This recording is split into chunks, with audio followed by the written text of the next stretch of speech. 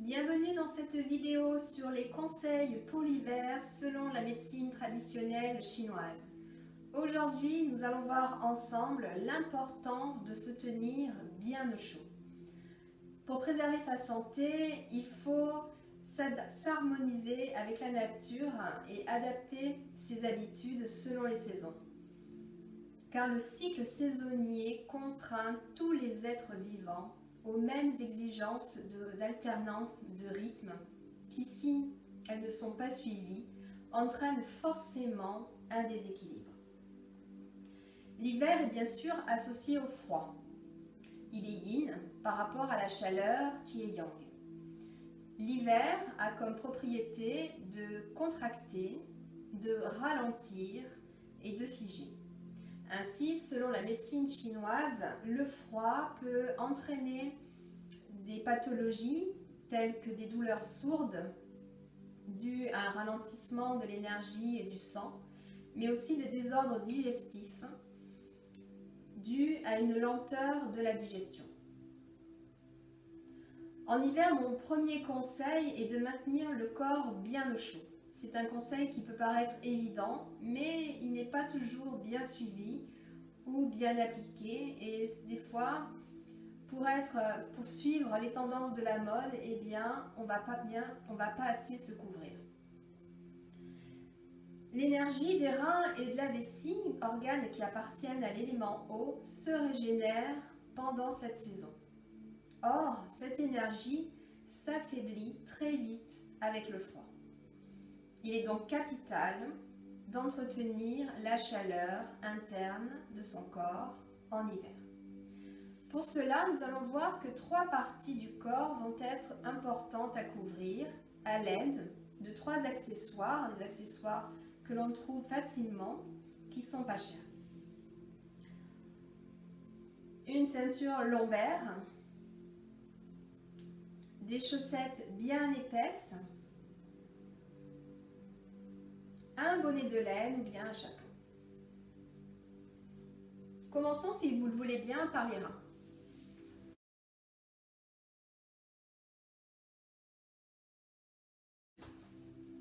Pour mettre nos reins au chaud, organe, je vous le rappelle, qui se régénère pendant la saison et qui doit bien être chouchouté et dorloté, nous pouvons nouer soit un châle autour de notre taille, ou bien porter des pullovers assez longs qui vont venir jusqu'au bas des lombes et jusqu'au sacrum, ou bien porter une ceinture lombaire chauffante.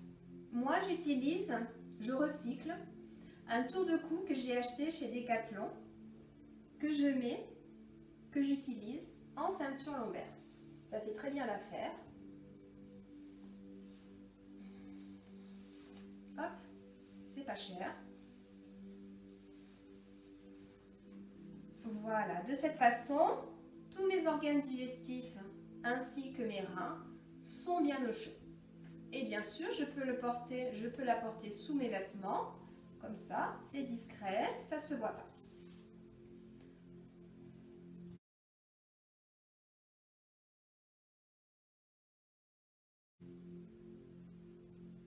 En plus des reins, entretenez en hiver la chaleur de vos pieds.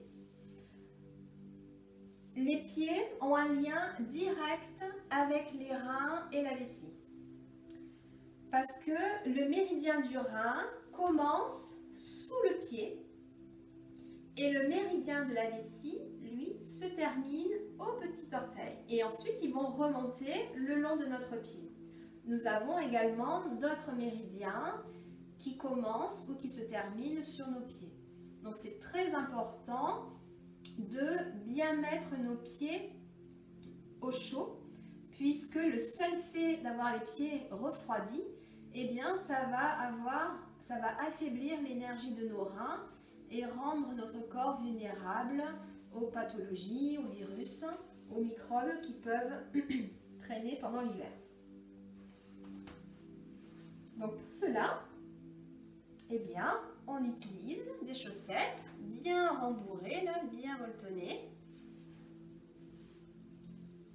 pour mettre nos petits petons bien au chaud.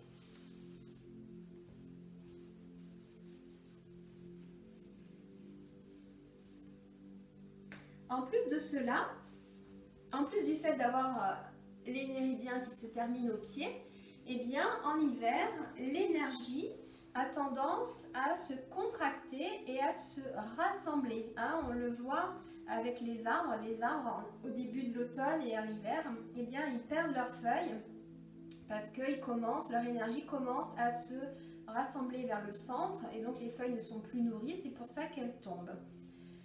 Donc en hiver, eh bien, notre énergie, notre sang va moins aller dans les extrémités. Hein.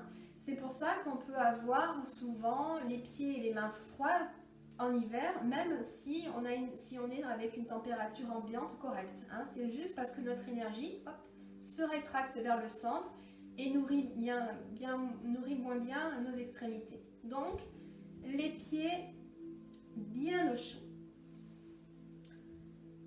Aussi bien quand on est à l'intérieur que quand on est à l'extérieur. Alors vous allez me dire, oui mais les grosses chaussettes, quand on porte une jupe, c'est pas très joli. Alors je suis d'accord. On n'a pas forcément une tenue vestimentaire qui va s'adapter avec les chaussettes, avec les grosses chaussettes. Donc quand vous portez par exemple une jupe, eh bien quand vous rentrez chez vous, en fin de journée, le soir, remettez tout de suite vos pieds bien au chaud. Et si vraiment vous avez les pieds très très refroidis ou bien glacés, eh bien offrez-vous un bain de pieds chaud dans lequel vous aurez mis un peu de gingembre et du sel. Hein, voilà, comme ça va bien réactiver toute l'énergie, toute la circulation de l'énergie et du sang et bien réchauffer vos pieds. Et une fois que vos pieds se sont bien réchauffés, hop, vous les emmitouflez dans vos chaussettes. La recette du bain de pied, vous pouvez la trouver sur ma page Facebook, Anna et Bien-être.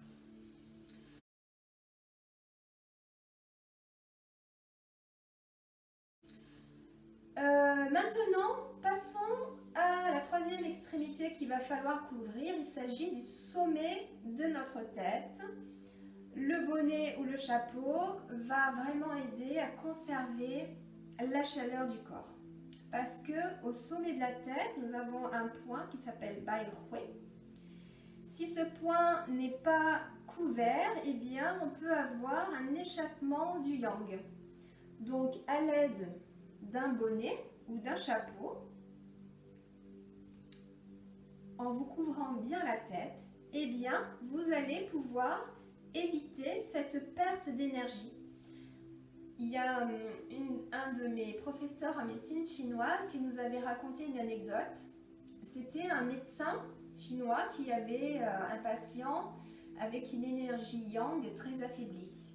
Eh bien, le médecin avait prescrit comme traitement à ce patient de porter les chapeaux des gens qui croisaient. Il lui avait dit, vous baladez dans la rue, si vous croisez quelqu'un avec un chapeau, vous lui demandez son chapeau et hop, vous le portez.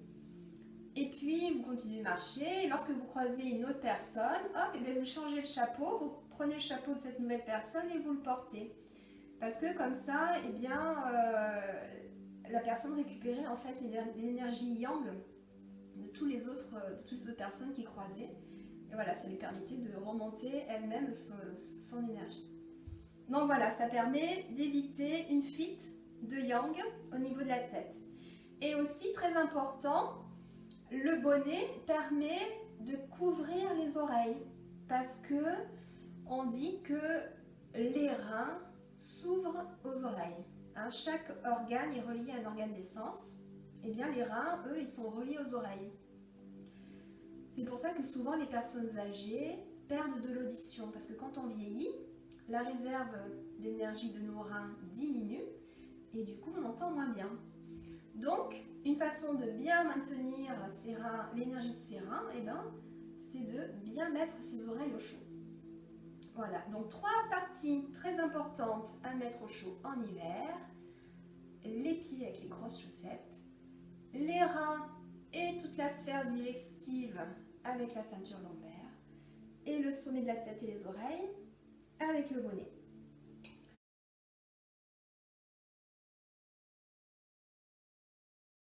En plus de ça, eh bien, vous pouvez boire tout au long de la journée des boissons chaudes, des tisanes à base d'épices. Il y a les tisanes Yogi là, qui sont vraiment délicieuses et très réchauffantes parce qu'elles sont à base d'épices comme la cannelle et le gingembre. les épices qui sont très yang, qui vont bien réchauffer tout l'interne.